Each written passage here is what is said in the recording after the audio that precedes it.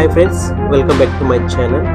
So ఈరోజు వచ్చి మన టాపిక్ వచ్చి పోస్టల్ లైఫ్ ఇన్సూరెన్స్, అదేవిధంగా రూరల్ పోస్టల్ లైఫ్ ఇన్సూరెన్స్ సంబంధించిన అప్లికేషన్ ఫామ్ అనేది ఎలా ఫిల్ చేయాలి, అదేవిధంగా మనం అప్లికేషన్ పంపించినప్పుడు కొన్నిసార్లు అయితే రిజెక్ట్ చేయడం జరుగుతుంది. ఎందుకంటే మనం చేసే చిన్న చిన్న మిస్టేక్ల వల్ల. సో మనం క్లారిటీగా ఎలా ఫిల్ చేయాలనేది ఈ వీడియోలో క్లియర్గా ఎక్స్ప్లెయిన్ చేస్తాను. సో ఈ వీడియో చేయడానికి కూడా మన సబ్స్క్రైబర్ సంబంధించిన కొంతమంది అయితే మనము ఆ అప్లికేషన్ అనేది ఎలా ఫిల్ చేయాలని అడగడం జరిగింది. సో వాళ్ళ కోసం ఈ వీడియో అయితే చేస్తున్నాను. అదేవిధంగా పోస్ట్ ఆఫీస్లో పనిచేస్తున్న జీడిఎస్ ఎంప్లాయీస్ కావచ్చు, పిఎల్ కావచ్చు, ఎస్పీఎం కావచ్చు, ఇంకా ఎవరైనా సరే మన ఈ అప్లికేషన్ తీసుకున్న కస్టమర్లు కావచ్చు, అప్లికేషన్ అనేది ఎలా ఫిల్ చేయాలి, ఈచ్ అండ్ ఎవ్రీ పాయింట్ ప్రతి ఒక్క పాయింట్ ఎక్స్ప్లెయిన్ చేస్తాను. సో అప్లికేషన్ అనేది లాస్ట్ వరకు అయితే చూడడానికి ట్రై చేయండి. ఆలస్యం చేయకుండా మనం వీడియోలోకి వెళ్ళిపోదాము. సో మీ నుంచి నేను ఒకటే రిక్వెస్ట్, సో ఈ వీడియో నచ్చినట్లయితే లైక్ చేయండి. అదేవిధంగా ఈ వీడియో కూడా షేర్ చేయడానికి ట్రై చేయండి. కొత్తగా వచ్చిన మన ఛానల్కి అయితే సబ్స్క్రైబ్ చేసుకోండి. ఓకే ఫ్రెండ్స్, సో మీకైతే అప్లికేషన్ చూపిస్తూ ఆల్రెడీ ఫిల్ చేసిన అప్లికేషన్ ఎక్కడెక్కడ ఏం ఫిల్ చేయాలనేది మీకు క్లియర్గా ఎక్స్ప్లెయిన్ చేస్తాను.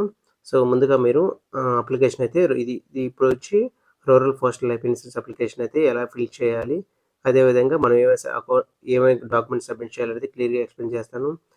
ఆర్పిఎల్ఏ కావచ్చు, పిఎల్ఏ కావచ్చు, రెండు సేమేనండి, దానికి డిఫరెన్స్ లేదు, ఒక నేమ్ తప్ప. సో ముందుగా మనము మీకు అప్లికేషన్ ఫామ్లో మీకు ఇక్కడ right side paste photo here ఉంది కదా, ఇక్కడ రీసెంట్ ఫోటో ఒకటైతే మీరు అక్కడ అటాచ్ చేయాలి. ఒక ఫోటో అయితే మనం అంటించాలి. నెక్స్ట్ వన్ వచ్చి ఏజెంట్ ఆర్ అడ్వైజర్ కోడ్ ఉంది కదా, అంటే మీరు బ్రాంచ్ ఆఫీస్లో కానీ లేదా హెడ్ ఆఫీస్లో కానీ సబ్ ఆఫీస్లో కానీ మీరు అప్లికేషన్ తీసుకెళ్ళినప్పుడు ఆ కోడ్ అనేది వాళ్ళు వేస్తారండి. మీరు కస్టమర్ అయితే మీరు వేయాల్సిన అవసరం లేదు. నెక్స్ట్ ఏజెంట్, ఆ యొక్క ఏజెంట్ నేము ఇక్కడ ఆ ఏజెంట్ సంబంధించిన ఏజెంట్ నేమ్ అయితే ఇక్కడ రాయడం జరుగుతుంది. నెక్స్ట్ ఇక్కడ ప్రపోజల్ డేట్ ఉంది కదా, ఈ ప్రపోజల్ డేట్ కూడా వచ్చి మనం ఏ రోజైతే అప్లికేషను ఎంటర్ చేస్తామో, ఏ రోజైతే ప్రీమియం అమౌంట్ మనం పే చేస్తామో ఆ రోజు డేట్ ప్రపోజల్ డేట్ అనేది. Next date of declaration same ఉంటుంది. నెక్స్ట్ ఇక్కడ మనం ఏ పాలసీ అయితే టైప్ సెలెక్ట్ చేసుకుంటామో, ఇక్కడ మీరు చూపించినట్టు ప్రోడక్ట్ ఆర్ పాలసీ టైప్ ఉంది కదా, సిడబ్ల్యూఏ, ఈఏ, ఏఈఏ అని. ఇక్కడ వీళ్ళైతే ఈఏ తీసుకున్నారు కాబట్టి ఈఏ మీద టిక్ మార్క్ ఇస్తాము. నెక్స్ట్ ఫస్ట్ కాలం నెంబర్ 1 ప్రపోజ్డ్ డీటెయిల్స్, అంటే ఎవరి పేరు మీద అయితే మనము అప్లికేషన్ అనేది ఫిల్ చేస్తున్నాము, ఎవరి పేరు మీద అయితే మనము ఈ యొక్క ఇన్సూరెన్స్ పాలసీ తీసుకుంటున్నాము వాళ్ళ పేరు అయితే ఎంటర్ చేయాలి. ఇక్కడైతే నేనైతే ఉమెన్ పేరు మీద తీసుకుంటున్నాను ఒక పాలసీ ఉంది. నేమ్ ఆఫ్ ద ప్రాపర్టీ ఏంటంటే ఎంఆర్ఎస్, అంటే మ్యారేజ్ అయిన వాళ్ళు మిస్టర్ పెడతారు. ఇక్కడ అబ్బాయిలకైతే మిస్టర్, ఇక్కడ మ్యారేజ్ కాని వాళ్ళు ఎంఎస్ అని సెలెక్ట్ చేసుకుంటారు. సో మ్యారేజ్ అయింది కాబట్టి ఇక్కడ నేము, ఫస్ట్ నేమ్ దగ్గర నేము, మిడిల్ నేమ్ దగ్గర yes, next last name. So మనమైతే ఒక 2 పేర్లు ఉంటే ఫస్ట్ నేమ్ మిడిల్ నేమ్ అని రాయొచ్చు, లేదా ఫస్ట్ నేమ్ లాస్ట్ నేమ్ అయినా మీరు ఎంటర్ చేసుకోండి, పెద్ద ప్రాబ్లం ఏమి ఉండదు. నెక్స్ట్ సో కాలం నెంబర్ 1లో సెకండ్ పాయింట్ వచ్చి ఆధార్ నెంబర్. మీ యొక్క ఆధార్ నెంబరు క్లియర్గా మెన్షన్ చేయండి. Next PAN number. So PAN number అనేది ఆప్షన్ అని ఇచ్చారు, కానీ పాన్ నెంబర్ కూడా అయితే మ్యాండేటరీ అండి, పాన్ నెంబర్ కూడా ఎంటర్ చేయాలి. Next father name or mother name అన్నారు, సో ఫాదర్ నేమ్ ఎంటర్ చేసుకోవాలి ఇక్కడ. సో ఫాదర్ నేమ్ వచ్చి అజిత్ కుమార్, ఇక్కడ ఫాదర్ నేమ్ ఎంటర్ చేశారు. నెక్స్ట్ జెండర్ వచ్చి ఫిమేలు. యొక్క date of birth mandatory, so date of birth enter చేసుకోవాలి. నెక్స్ట్ మ్యారేజ్ అయిందా, ఇక్కడ మ్యారేజ్ స్టేటస్ ఉంది కదా, married, unmarried, others. So married అయితే మ్యారీడ్, అన్మ్యారీడ్ అయితే అన్మ్యారీడ్. నెక్స్ట్ ఏజ్ ప్రూఫ్ సంబంధించి మనం ఏమైతే ఇక్కడ ఇచ్చిన కాలంలో ఏది సబ్మిట్ చేసినా సరిపోతుంది. బర్త్ సర్టిఫికేట్ కానీ, మెట్రికులేషన్ సర్టిఫికేట్ కానీ, డ్రైవింగ్ లైసెన్స్, పాస్పోర్టు, పాను. సో మనకైతే 10th క్లాస్ది ఉంటుంది, అదేవిధంగా పాన్ కార్డ్ అయితే అందరికీ ఉంటుంది. కాబట్టి ఇలా అయితే 10th క్లాస్ సబ్మిట్ చేస్తారు కాబట్టి మెట్రికులేషన్ సర్టిఫికేట్ దగ్గర టిక్ మార్క్ ఇచ్చారు.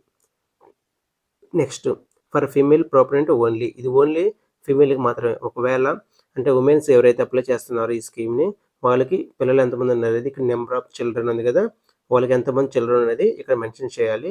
ఇప్పుడు వాళ్ళు ఈ పాలసీని తీసుకునే టయానికి ప్రెగ్నెంట్గా ఉన్నారా లేరా, సో ఉన్నారంటే ఎస్, లేరంటే నో. సో ఆల్మోస్ట్ ప్రెగ్నెంట్ ఉన్న టైంలో పాలసీ అయితే ఓపెన్ చేయకూడదు. ఇక్కడ ప్రెగ్నెంట్ టైంలో అయితే సో నో అని టిక్ మార్క్ ఇచ్చాలి.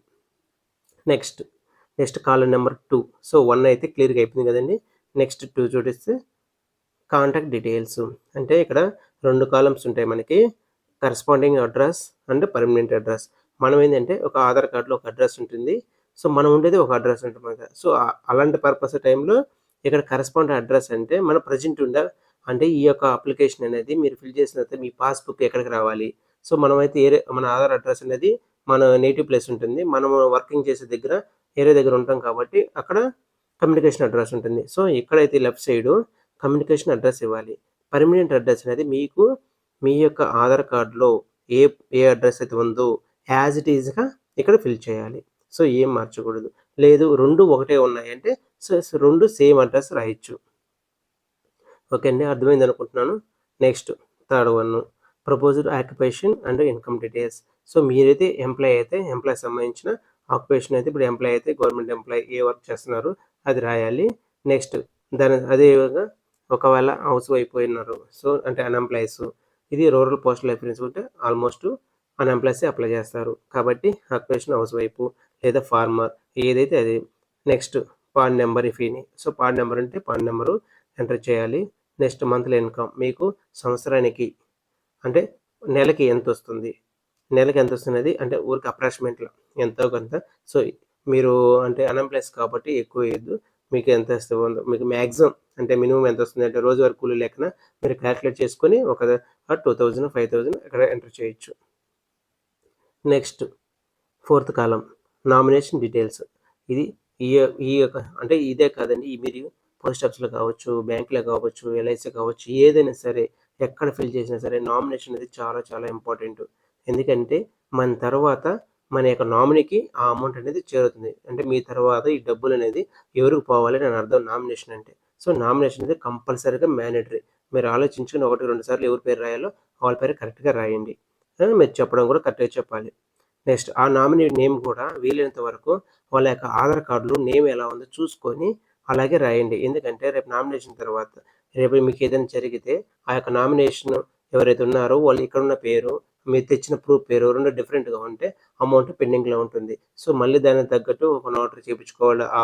అక్కడున్న నేమ్ నాదేను, ఇందులో ఉన్న నేమ్ నాది రెండేని అని చెప్పి మళ్ళీ నోటరీ తెప్పించుకొని చాలా టైం వేస్ట్ అనమాట ఈ ప్రాసెస్ అంతా. సో, నామినేషన్ ఎంటర్ చేసేటప్పుడు కూడా వాళ్ళ యొక్క ఆధార్ కార్డ్ జిరాక్స్ కూడా తీసుకెళ్తే ఇంకా మంచిది. సో, ఆధార్‌లో ఉన్న నేము, అదేవిధంగా ఫీమేల్ అయితే ఫీమేలు, మేల్ అయితే మేలు. వాళ్ళ జెండర్‌ని బట్టి. Next date of birth. ఇక్కడ ఆధార్ ఆప్షన్ ఉన్నారు కదా! ఆధార్ నంబర్ కూడా ఎంటర్ చేయండి. రిలేషన్‌షిప్. సో, వాళ్ళకి ఆ యొక్క అప్లికెంట్‌కి ఏమవుతారు? సో, కొడుకైతే కొడుకు, ఒకవేళ హస్బెండ్ అయితే హస్బెండ్. లేదు ఇంకా వాళ్ళ బ్రదరు, సిస్టరు, ఒకవేళ మ్యారేజ్ కానోళ్ళు ఉంటారు కదా! సిస్టర్ కావచ్చు, మదర్ కావచ్చు, ఎవరైతే వాళ్ళు. Share of nomination 100%. ఒకవేళ మీరిద్దరి పేర్లు పెట్టుకుంటే 50, 50 అని రాయాలి. అంటే ఇక్కడ 50% ఇక్కడ 50% 2 నేమ్స్ రాయాలన్నమాట. ఇద్దరికి రావాలి. అంటే ఇందులో అమౌంట్ ఇద్దరికి షేర్ అవ్వాలనుకుంటే. వాళ్ళ యొక్క mobile number, email ID. Email ID ఒకవేళ లేకపోయినా పర్లేదు. కానీ మొబైల్ నంబర్ అయితే ఎంటర్ చేయడానికి ట్రై చేయండి. ఇదండి ఫస్ట్ పేజీలో ఉన్నది క్లియర్‌గా చూసారు కదా! ఇలా ఉంటుందన్నమాట ఫస్ట్ పేజీ. క్లియర్‌గా అర్థమైంది అనుకుంటున్నాను. ఓకే. నెక్స్ట్ సెకండ్ పేజీకెళ్దాం. నెక్స్ట్ సెకండ్ పేజ్ వచ్చి అపాయింటెడ్ డీటెయిల్స్. అపాయింటెడ్ డీటెయిల్స్ అంటే మనకి నామినీ అనేది మనం ఎవరైతే నామినీ పెట్టామో ఆ నామినీ అనేది మైనరు. సో, మైనర్ అయితే ఆ మైనర్‌కి ఒక అపాయింట్‌ని పెట్టాలి. సో, డైరెక్ట్‌గా మైనర్ కింద నామినీ ఉండదనమాట. సపోజ్ మీరు నామినీ కింద మేజర్ పెట్టారు. సో, వాళ్ళకి అపాయింట్ ఉండదు. మైనర్ అయితేనే ఇక్కడ చూసారు కదా! Appointed details if nominee is minor. Minor ఎందుకంటే ఇప్పుడు చూడండి ఇక్కడ అశ్విన్ ఏకే అని రాసారు కదా! 2016. సో, ఇప్పుడెంత మనకి 2024 అంటే ఎంత 8 ఇయర్స్. అంటే వాళ్ళు నామినీ అపాయింట్ అంటే మైనర్ అనమాట. సో, ఈళ్ళకి సపోర్ట్‌గా ఇంకొక అపాయింట్‌ని మనము డీటెయిల్స్ ఎంటర్ చేయాలి. అందువల్ల అపాయింట్ డీటెయిల్స్ ఎంటర్ చేస్తాం. లేదు డైరెక్ట్ మేజర్ అయిందనుకోండి ఈ అపాయింట్ డీటెయిల్స్ ఎంటర్ చేయలే. ఇక్కడ డాష్ పెట్టి నో అని పెడితే సరిపోతుంది. సో, అపాయింట్ డీటెయిల్స్ ఇప్పుడు కిరణ్ పేరు రాసాం కదా! నెక్స్ట్ రిలేషన్‌షిప్ ఫాదర్ అని రాశారు. అంటే ఎవరికి ఫాదరు? ఆ అపాయింట్ అంటే ఆ నామినీకి ఇతనేమవుతాడు? ఫాదర్ అవుతాడు. అందుకని ఫాదర్.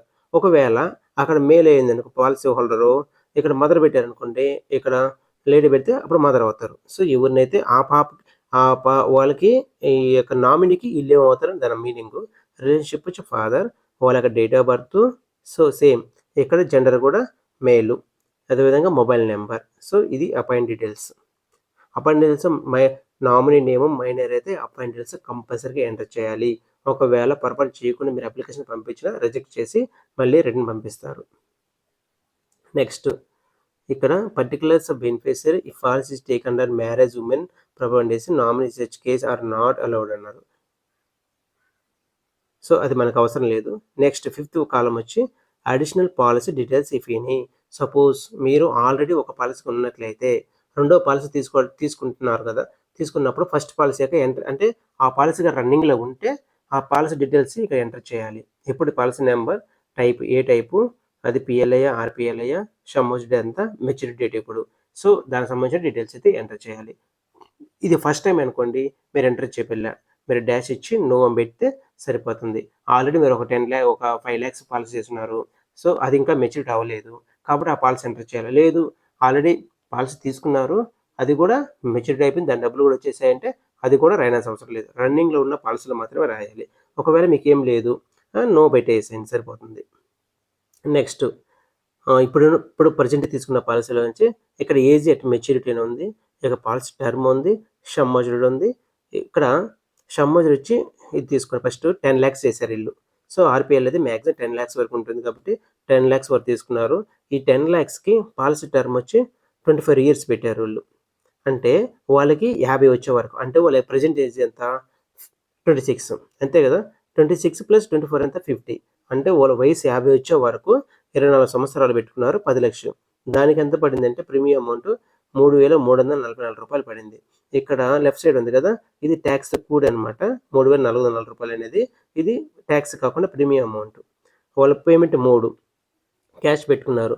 ఇది ఎందుకు ఇచ్చారంటే డిపార్ట్మెంట్ ఎంప్లాయీస్కి అయితే మనకి డైరెక్ట్గా శాలరీ నుంచి కట్ అవుద్ది కాబట్టి ఇక్కడ క్యాష్, చెక్, డెబిట్ అయిపోయినా వాళ్ళకి శాలరీ కటింగ్ అవుద్ది కాబట్టి.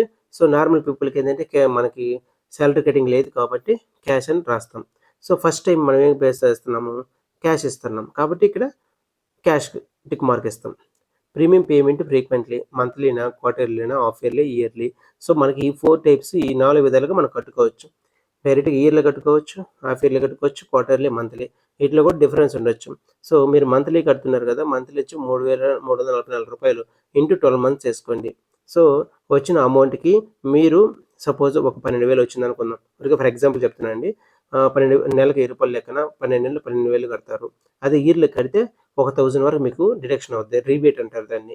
అంటే మీరు అడ్వాన్స్ కట్టడం వల్ల డిపార్ట్మెంటే మీకు కొంచెం కమిషన్ తగ్గించి కట్టించుకుంటుంది అనమాట. సో అందువల్ల ఇయర్లీ కట్టడానికి ట్రై చేయండి, ఇయర్లీ. సో మీరు ఇప్పుడు ఏదైతే అనుకుంటున్నారో దాన్ని మాత్రం టిక్ పెట్టాలి. నెక్స్ట్ 8th one వచ్చి ప్రొపనెంట్ హెల్త్ ఇన్ఫర్మేషన్. సో ఒక ఇన్సూరెన్స్ పాలసీ తీసుకున్నారంటే హెల్త్ చెకప్ కూడా ఉంటుంది. అంటే మీరు బయట చెక్ చేయాల్సిన అవసరం లేదు. ఇక్కడ మీకు ఈ యొక్క పాలసీకి ప్రొసీజర్ అనమాట. సో మీకు ఏమైనా డిసీజ్ ఉన్నాయా, ఇక్కడ మీరు చూపించినట్టు ఈ కాలమ్స్ ఈ 15 చూడండి. High blood pressure, angina, heart attack, stroke ఇలాంటివి ఏమైనా ఉన్నాయా, ఏం లేకపోతే నో నో అని పెట్టి టిక్ మార్క్, నో అని టిక్ మార్క్ కంపల్సరీగా ఇవ్వాలండి. లేదంటే అది ఇప్పుడు మీరు నో ఇవ్వలేదు అంటే ఎస్ అని అర్థమా, సో ఎస్ కూడా ఇవ్వలేదు కదా అనుకుంటారు. అలాంటప్పుడు ఏంటంటే మళ్ళీ మీరు ఈ పాలసీ ఆఫీస్ పంపించిన తర్వాత ఆఫీస్ వాళ్ళు ఎటువంటి కరెక్షన్ చేయడానికి ఉండదు. చేస్తే అది వాళ్ళ ఓన్ కింద పడుతుంది కాబట్టి మళ్ళీ అప్లికేషన్ రిజెక్ట్ చేస్తారు. కాబట్టి మీరు ఒకేసారి అప్లికేషన్ పంపించేటప్పుడే టిక్ మార్కులు పెట్టుకోండి. 1కి 2 సార్లు చెక్ చేయండి పంపించే ముందర. నెక్స్ట్ ఈ సి ఉంది కదండి, ఇది అసలే మనము దీని మీనింగ్ ఏంటంటే ఇంతకుముందు మీరు ఇక్కడ కానీ మీరు ఏదైనా ఎస్ కానీ పెట్టుంటే, ఎస్ కానీ టిక్ మార్క్ ఇచ్చుంటే అప్పుడు దాని యొక్క డీటెయిల్స్ అనమాట. మీరు ఇంతకుముందు ఎస్ పెట్టారు కదా, మీరు ఎప్పుడు వెళ్ళారు హాస్పిటల్కి, ఆ యొక్క ఏ పీరియడ్ ఏంది, హాస్పిటల్ నేమ్ ఏంది, రీజన్ ఏంది, ఎందుకు వెళ్ళారు, ఆ యొక్క సంబంధించిన డీటెయిల్స్ రాయాలి. సో ఏం లేదు కాబట్టి మనము నో అని పెట్టాము. సో ఏం డీటెయిల్స్ రాయాల్సిన అవసరం లేదు. ఇక్కడ లాస్ట్ D1 చూడండి, do you have any physical deformity are birth defect అంటే ఎస్ అయితే ఎస్, నో అయితే నో. ఎస్ వీళ్ళకి లేదు కాబట్టి నో అని పెట్టారు. సో నో అని పెట్టాలి. నెక్స్ట్ డిక్లరేషన్ ఆఫ్ ప్రాపనెంట్ అంటే అప్లికేషన్ హోల్డర్ నేమ్ అనమాట. ఇక్కడ ఇది అప్లికేషన్ ఎవరి పేరు మీద అయితే చేస్తున్నారో ఇక్కడైతే వాళ్ళ అప్లికేషన్ యొక్క అప్లికెంట్ హోల్డర్ నేమ్ అయితే ఎంటర్ చేయాలి. నెక్స్ట్ ఇంకొంచెం కిందకు వచ్చారంటే ఇక్కడ కూడా అప్లికెంట్ హోల్డర్ నేము, ఇక్కడ son of, wife of, daughter of అంటే ఇక్కడ వైఫ్ ఆఫ్ అంటే ఆ యొక్క హస్బెండ్ నేమ్ రాశారు. సో వీళ్ళకి ఏజ్ ఎంత 26 మనం చెప్పుకున్నాం కదా! 24 ఇయర్స్ టర్మ్ పెట్టుకున్నారు. వాళ్ళకి 50 వచ్చే వరకు. సో నెక్స్ట్ ఇక్కడ కూడా సేమ్ అప్లికెంట్ హోల్డర్ నేమ్ రాయాలి. ఇంకొంచెం కిందకొచ్చారంటే ఇదంతా రాయాల్సిన అవసరం లేదు. 6 అన్నారు కాబట్టి సో ఇది ఫిల్ చేసాం కాబట్టి ఇది అవసరం లేదు.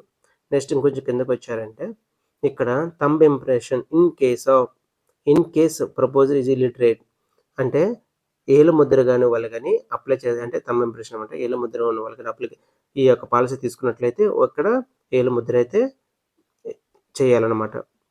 ఏలు ముద్ర చేసిన తర్వాత దానిపైన వాళ్ళ పేరు అయితే రాయాలి. క్లియర్‌గా రాయాలి. అంటే ఏలు ముద్ర అంటే దాని మీద నార్మల్‌గా అయినా పేరు రాయాలన్నమాట. సో సంతకం చేయలేరు కాబట్టి.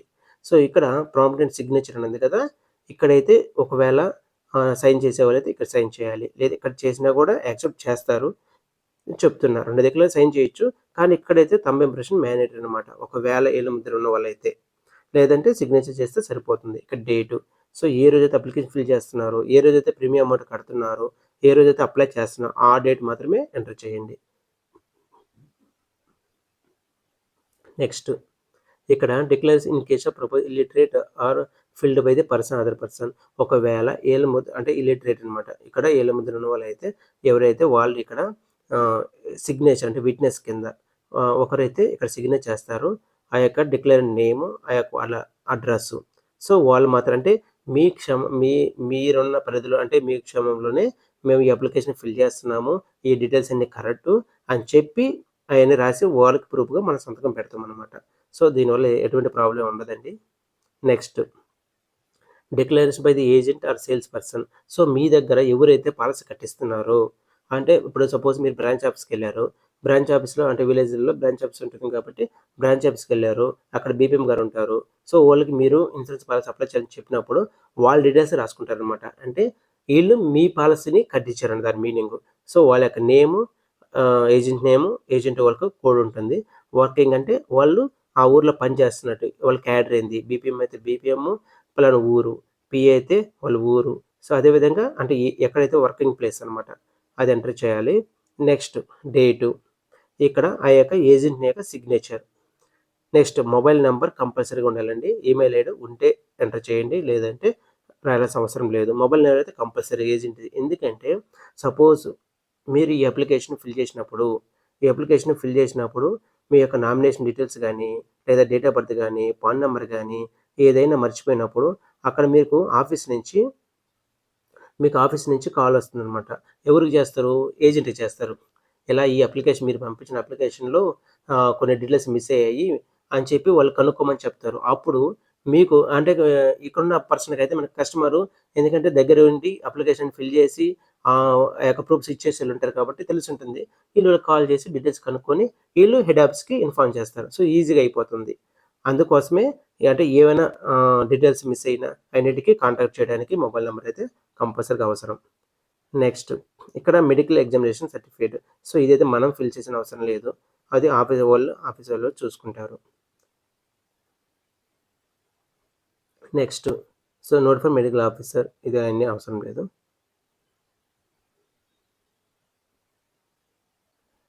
నెక్స్ట్ సో ఇక్కడ దాకా అయితే క్లియర్‌గా అయిపోయిందండి. మన సిగ్నేచర్ ప్రాపర్ అంటే మెడికల్ ఎగ్జామ్స్ ఉంది కదా! ఇక్కడ లెఫ్ట్ సైడ్. సో మొత్తానికి అప్లికేషన్ ఫామ్ ఏదైతే 2 దగ్గర అప్లికెంట్ అయితే సిగ్నేచర్ చేయాలి. ఒకటి మెడికల్ ఎగ్జామినేషన్ సర్టిఫికేట్ ఉంది కదా! ఇక్కడ లెఫ్ట్ సైడ్ సిగ్నేచర్ ప్రాపర్ ఇక్కడ చేయాలి. రెండొచ్చి ఇక్కడ సిగ్నేచర్ ప్రాపర్ సో ఈ 2 టైమ్స్ దగ్గర మాత్రమే అప్లికేషన్ మీద ఉంటుంది. నెక్స్ట్ ప్రూఫ్స్ మీద కూడా సిగ్నేచర్ సంతకం చేయాలి. సో ఈ విధంగా అయితే అప్లికేషన్ ఫామ్ అయితే క్లియర్‌గా ఫిల్ చేయాలి. మీరు దీనికి సంబంధించిన డాక్యుమెంట్స్ అయితే మీరేమి సబ్మిట్ చేయాలంటే ఆర్‌బీఐలకు సంబంధించిన ఒకటి ఏజ్ ప్రూఫ్ అంటే ఒకటి పాన్ కార్డ్ తీసుకుంటారు. అడ్రస్ ప్రూఫ్ అంటే ఆధార్ కార్డు. నెక్స్ట్ 10థ్ క్లాస్‌ది మార్క్ లిస్టు. సో 10థ్ class mark list, Aadhaar card, pan card. So ఈ 3 సబ్మిట్ చేయాలి. ఒకవేళ 10థ్ క్లాస్ మార్క్ లిస్ట్ లేదు. అప్పుడేం చేయాలంటే ఇదిగో నాన్ స్టాండర్డ్ ఏజ్ ప్రూఫ్ కింద ఇక్కడ ఆధార్ కార్డు, మెడికల్ ఎగ్జామినేషన్ ఇలా ఈ ఓటర్ ఐడి ఇవి సబ్మిట్ చేస్తే సరిపోతుంది. సో స్టాండర్డ్ ఏజ్ ప్రూఫ్ కింద అయితే స్కూల్ సర్టిఫికేట్ ఆర్ 10థ్ క్లాస్ మార్క్ లిస్ట్ ఏది తీసుకున్నా పర్లేదు. సో ఈ సర్టిఫికేట్లు సబ్మిట్ చేసి వాటి మీద మీరు సిగ్నేచర్ చేయాలి. ఆ ఐడి ప్రూఫ్స్ మీద. సిగ్నేచరు, మీరు ఒక photo, Aadhaar card, pan card xerox, 10th class mark list. So ఈ 3 మీద సిగ్నేచర్ చేయాలి. అప్లికేషన్ మీద 2 దగ్గర సిగ్నేచర్లు. మొత్తం 5 సిగ్నేచర్స్ ఉండాలి. ఈ విధంగా మీరు సబ్మిట్ చేస్తే మీ అప్లికేషన్ తొందరగా మీకు పాస్‌బుక్ దీనికి సంబంధించిన బాండ్ అయితే మీకు రిటర్న్ వస్తుంది. సో ఇలాగా మీరు ఈ వీడియో కుదిరితే ఈ వీడియో సేవ్ చేసుకోండి. మీరు అప్లికేషన్ ఫిల్ చేసేటప్పుడు చాలా చాలా ఉపయోగపడుతుంది. ఇది కస్టమర్‌లకు కావచ్చు, అదేవిధంగా ఆఫీసర్‌లో పనిచేసే బీపీఎంస్ కావచ్చు, పీఎల్స్ కావచ్చు, ఎస్ఎంఎస్ కావచ్చు, ఎవరికైనా సరే అందరికి ఉపయోగపడుతుంది. సో ఈ వీడియోలో మీకు క్లియర్‌గా ఎక్స్‌ప్లెయిన్ చేశాను అనుకుంటున్నాను. ఈ వీడియో నచ్చినట్లయితే లైక్ చేయండి, షేర్ చేయండి. అదేవిధంగా మొదటిసారి మన ఛానల్ చూస్తున్నట్లయితే సబ్స్క్రైబ్ చేసుకోండి. Thank you friends. Thank you for watching this video.